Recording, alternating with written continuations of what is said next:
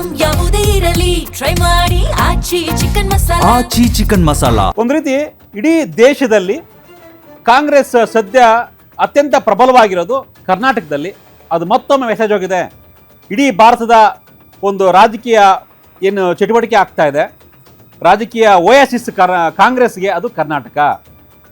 ನೀವು ತೆಲಂಗಾಣದಲ್ಲೂ ಕಾಂಗ್ರೆಸ್ ಸರ್ಕಾರ ಇದೆ, ಆದರೆ ಇಡೀ ದೇಶದಲ್ಲಿ ಸದೃಢವಾಗಿ ಸ್ಟ್ರಾಂಗ್ ಆಗಿರೋದು ಕರ್ನಾಟಕ ಅನ್ನೋದನ್ನು ಮತ್ತೊಮ್ಮೆ ಡಿ ಕೆ ಶಿವಕುಮಾರ್ ತಮ್ಮ ಈ ಒಂದು ಗೆಲುವಿನ ಮುಖಾಂತರ ಕಾಂಗ್ರೆಸ್ ಹಾಗೂ BJP ಎರಡೂ ಹೈಕಮಾಂಡ್ಗಳಿಗೆ ಮೆಸೇಜ್ ಕೊಟ್ಟಿದ್ದಾರೆ. ಅದಾದ ನಂತರ ಅಮಿತ್ ಶಾ ಮತ್ತು ಪ್ರಧಾನಿ ಮೋದಿ ಅವ್ರಿಗೂ ಕೂಡ ಒಂದು ಡೈರೆಕ್ಟ್ ಸಂದೇಶವನ್ನು ಕೊಟ್ಟಂತೆ ಕಾಣಿಸ್ತಾ ಇದೆ. ಇಡೀ ದೇಶದಲ್ಲಿ ಬಂಗಾಳ ಆಗಿರ್ಬೋದು, ಮಹಾರಾಷ್ಟ್ರ ಆಗಿರ್ಬೋದು, ಬೇರೆ ಬೇರೆ ಪಕ್ಷಗಳ ಇಬ್ಬಾಗ ಆಗ್ತಾ ಇದೆ. ಅಲ್ಲಿ BJP ಆಪರೇಷನ್ ಮಾಡ್ತಾ ಇದೆ. TMC ಆಗಿರ್ಬೋದು, ಶಿವಸೇನೆ ಆಗಿರ್ಬೋದು, ಆಪರೇಷನ್ ಮಾಡ್ತಾ ಇದೆ BJP. ಆದರೆ ಕರ್ನಾಟಕದಲ್ಲಿ BJPಗೇನೆ ಆಪರೇಷನ್ ಮಾಡಿದ್ದಾರೆ ಡಿ ಕೆ ಶಿವಕುಮಾರ್.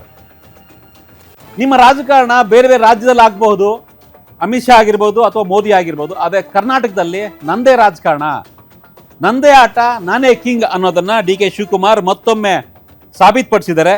ಡೈರೆಕ್ಟ್ ಆಗಿ ಮೋದಿ ಹಾಗೂ ಅಮಿತ್ ಶಾ ಅವರಿಗೆ ಡೈರೆಕ್ಟ್ ಹಿಟ್ ಕೊಡ್ತಾರಲ್ಲ, ಆ ಒಂದು ಡೈರೆಕ್ಟ್ ಹಿಟ್ ಕೊಟ್ಟು ವಿನ್ ಆಗಿದ್ದಾರೆ ಡಿ ಕೆ ಶಿವಕುಮಾರ್.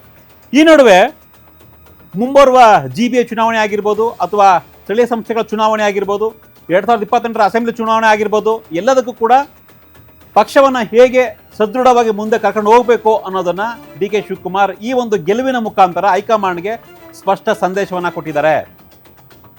ಯಾವುದೇ ಒಂದು ಚುನಾವಣೆಯನ್ನು ಗೆಲ್ತಾ ಹೋಗ್ತಾ ಇದ್ರೆ ಅದು ಇವತ್ತಿನ ಚುನಾವಣಾ ಸಿಚುಯೇಷನಲ್ಲಿ, ಪ್ರಜಾಪ್ರಭುತ್ವ ವ್ಯವಸ್ಥೆಯಲ್ಲಿ, ಡೆಮೋಕ್ರಸಿಯಲ್ಲಿ ನಾವು ಇದೇ ರೀತಿಯಾಗಿ ಗೆಲ್ತೀವಿ ಅನ್ನೋ ಒಂದು ಫಾರ್ಮುಲಾ ಇವತ್ತು ಯಾವುದೇ ರಾಜ್ಯದಲ್ಲೂ ಇಲ್ಲ.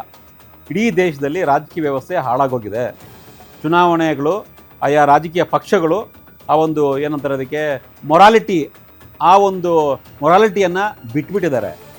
ಯಾರಿಗೂ ಉಳಿದಿಲ್ಲ, ಗೆಲ್ಲಬೇಕಷ್ಟೇ, ನಾವು ಚುನಾವಣೆ ಗೆಲ್ತೀವಿ ಆ ಒಂದು ಲೆಕ್ಕಾಚಾರದಲ್ಲಿ ಇವತ್ತು ಚುನಾವಣೆಗಳಾಗ್ತಾ ಇದ್ದಾವೆ.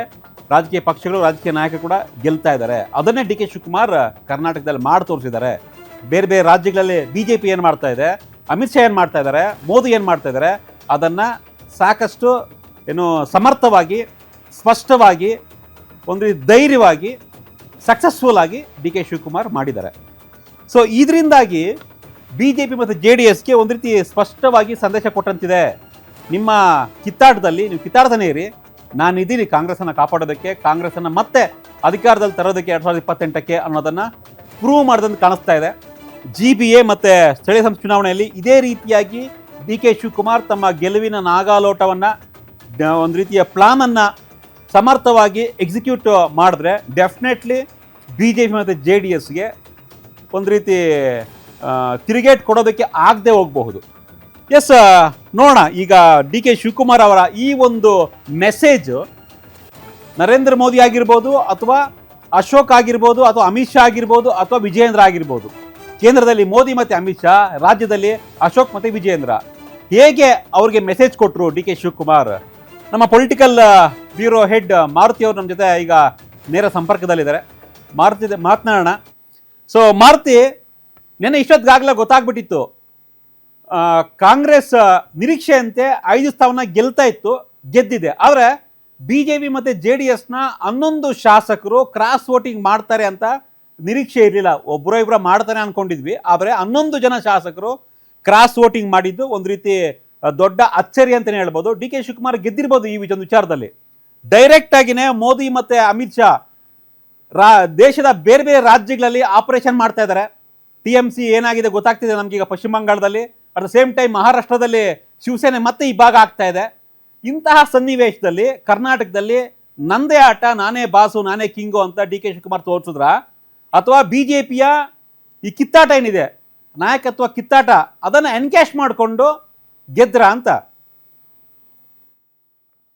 ಸತೀಶ್, ಒಂದ್ ಕಡೆ ಸರ್ಕಾರದಲ್ಲಿರುವಂತಹ ನಾಯಕತ್ವ ವಿಚಾರದಲ್ಲಿ ಇಷ್ಟು ದಿನ ಕಾಲ ಚರ್ಚೆ ಆಗ್ತಿದ್ದಂತ ಒಂದು ವಿಚಾರ, ಸಿದ್ದರಾಮಯ್ಯ ಅವರು ಕೆಳಗಿಳಿದ ಬಳಿಕ ಅದು ನಮಗೆ ನೇರವಾಗಿ ಲಾಭ ಆಗುತ್ತೆ ಅನ್ನುವಂತಹ ವಿಪಕ್ಷಗಳ ಲೆಕ್ಕಾಚಾರ ಏನಿತ್ತು, ಅವರು ಆ ರೀತಿಯಾದಂತ ಒಂದು ಲೆಕ್ಕಾಚಾರ ಆಗ್ತಿದ್ರು. ಮತ್ತೊಂದ್ ಕಡೆ 5ನೇ ಅಭ್ಯರ್ಥಿಯನ್ನ ಕಣಕ್ಕಿಳಿಸಿ ಯಥಾಯಗತಾಯ 5ನೇ ಅಭ್ಯರ್ಥಿಯನ್ನ ಗೆಲ್ಲಿಸ್ಕೊಳ್ಳೇಬೇಕು.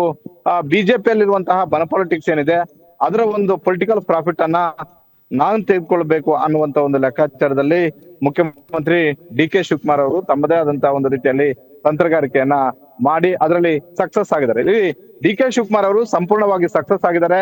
ಕುಮಾರಸ್ವಾಮಿ, ವಿಜೇಂದ್ರ, ಆರ್ ಅಶೋಕ್ ಅವರು ತಮ್ಮ 5ನೇ ಅಭ್ಯರ್ಥಿಯನ್ನ ಸೋಲ್ಸೋದು ಇವ್ರು ಮೂವರು ಕೂಡ ಸೇರಿದ್ರು ಕೂಡ ಆಗ್ತಿರ್ಲಿಲ್ಲ, ಅದು ಅವ್ರಿಗೂ ಕೂಡ ಗೊತ್ತಿತ್ತು. ಆದ್ರೆ ಏನ್ ಟಫ್ ಫೈಟ್ ನಾವು ಕೊಡಬೇಕು ಅಂತ ಲೆಕ್ಕಾಚಾರವನ್ನ ಹಾಕೊಂಡಿದ್ರು, ಅದರಲ್ಲೂ ಫೇಲ್ಯೂರ್ ಆಗಿದ್ದಾರೆ. ಜೊತೆಗೆ ತಮ್ಮ ಶಾಸಕರನ್ನ ತಮ್ಮ ಬಳಿಯಲ್ಲಿ ಇಟ್ಕೊಂಡು ತಮ್ಮ ಪಕ್ಷದ ಅಭ್ಯರ್ಥಿಗೆ, ತಾವು ಸೂಚಿಸಿದಂತ ಅಭ್ಯರ್ಥಿಗೆ ಮತ ಹಾಕ್ಸೋದ್ರಲ್ಲಿ ಈ ಮೂವರು ಕೂಡ ವಿಫಲರಾಗಿದ್ದಾರೆ. 18 ಜನ ಶಾಸಕರಿರುವಂತಹ ಜೆಡಿಎಸ್ ಅಲ್ಲಿ 18 ಜನ ಶಾಸಕರು ಕೂಡ ಒಂದೊಂದು ಅಭಿಪ್ರಾಯ ಇತ್ತು. ಅವರನ್ನ ಒಗ್ಗೂಡಿಸಿ ಜೆಡಿಎಸ್ ಬೆಂಬಲಿತ ಗೋವಿಂದರಾಜ್ ಅವರಿಗೆ ವೋಟ್ ಹಾಕ್ಸ್ಬೇಕಾಗಿತ್ತು. ಅದರಲ್ಲಿ ಮಾಜಿ ಮುಖ್ಯಮಂತ್ರಿ ಹಾಲಿ ಕೇಂದ್ರ ಸಚಿವರಾದಂತಹ ಕುಮಾರಸ್ವಾಮಿ ಅವರು ವಿಫಲರಾಗಿದ್ದಾರೆ. ಯಾರು ಡಿ ಟಿ ದೇವೇಗೌಡರು ಯಾರೋ ಒಬ್ರು ಒಂದ್ ವೇಳೆ ಅಸಮಾಧಾನ ವ್ಯಕ್ತಪಡಿಸಿದ್ರೆ ಅದು ಬೇರೆ ರೀತಿ ಆಗ್ತಿತ್ತು. ಆದ್ರೆ ಅವ್ರ ಪಕ್ಷದಿಂದ ಸುಮಾರು 6 ರಿಂದ 7 ಮತಗಳು ಅಡ್ಡ ಮತದಾನಗಳು ಆಗಿದಾವೆ ಅನ್ನುವಂಥದ್ದನ್ನ ವಿಜೇಂದ್ರ ಅವರು ಹೇಳ್ತಾ ಇದಾರೆ, ಆರ್ ಅಶೋಕ್ ಅವರು ಹೇಳ್ತಾ ಇದಾರೆ, ಸ್ವತಃ ಮಾಜಿ ಮುಖ್ಯಮಂತ್ರಿ ಕುಮಾರಸ್ವಾಮಿ ಅವರು ಕೂಡ ಹೇಳ್ತಾರೆ. ಮತ್ತೊಂದ್ ಕಡೆ ಏನು ಪಾರ್ಟಿ ವಿತ್ ಡಿಫರೆನ್ಸ್ ಅನ್ನುವಂತಹ ಒಂದು ಬಿಜೆಪಿ ಬೇರೆ ಬೇರೆ ರಾಜ್ಯಗಳಲ್ಲಿ ತಮ್ಮದೇ ಚಾಪನ ಮೂಡಿಸಿದಂತಹ ಚಾಣಕ್ಯ ಅಮಿತ್ ಶಾ ಅವರ ಇರುವಂತಹ, ಅಮಿತ್ ಶಾ ಅವರೇ ನಡೆಸ್ತಾ ಇರುವಂತಹ ಬಿಜೆಪಿಯ ಶಾಸಕರು ಕಾಂಗ್ರೆಸ್ ಅಭ್ಯರ್ಥಿಗೆ ಅಡ್ಡ ಮತದಾನ ಮಾಡಿದ್ದಾರೆ ಅನ್ನುವಂಥದ್ದು ಸಾಬೀತಾಗ್ತಾ ಇದೆ. ಹೀಗಾಗಿ ಇವತ್ತು ರಾಜ್ಯ ಬಿಜೆಪಿಯಲ್ಲಿರುವಂತಹ ಬನ ಪಾಲಿಟಿಕ್ಸ್ ನೇರವಾಗಿ ಅದರ political profit D K Shivakumar ಹಾಗೂ ಡಿ ಕೆ ಶಿವಕುಮಾರ್ ಅವರು ಅಭ್ಯರ್ಥಿಯಾಗಿ ಕಣಕ್ಕಿಳಿಸಿದಂತಹ ವಿನಯ್ ಕಾರ್ತಿಕ್ ಅವರಿಗೆ ಆಗಿದೆ. ಈ ಹಿನ್ನೆಲೆಯಲ್ಲಿ ಬೇರೆ ಬೇರೆ ರಾಜ್ಯಗಳಲ್ಲಿ ಬಿಜೆಪಿ ಅವರು ಏನೇ ತಂತ್ರಗಾರಿಕೆಯನ್ನು ಮಾಡಿರ್ಬೋದು, ಆದ್ರೆ ಬಿಜೆಪಿಯಲ್ಲಿ ಆ ತಂತ್ರಗಾರಿಕೆ ಮಾಡೋದ್ರಲ್ಲೂ ವಿಫಲರಾದ್ರು. ತಮ್ಮ ಶಾಸಕರನ್ನ ತಮ್ಮ ಅಭ್ಯರ್ಥಿಗೆ ವೋಟ್ ಹಾಕ್ಸ್ಕೊಳ್ಳೋದ್ರಲ್ಲೂ ಕೂಡ ವಿಫಲರಾದ್ರು. ಇಷ್ಟರ ಮಟ್ಟಿಗೆ ಡಿ ಕೆ ಶಿವಕುಮಾರ್ ಅವರು ಯಶಸ್ವಿ ಆಗಿದ್ದಾರೆ. ಕರ್ನಾಟಕದಿಂದಲೇ ಅಮಿತ್ ಶಾ ಮತ್ತೆ ಮೋದಿ ಅವರಿಗೆ ಒಂದು ಸಂದೇಶ ರವಾನೆ ಮಾಡಿದ್ದಾರೆ ಅಂತಾನೆ ಹೇಳ್ಬೋದು ಸತೀಶ್.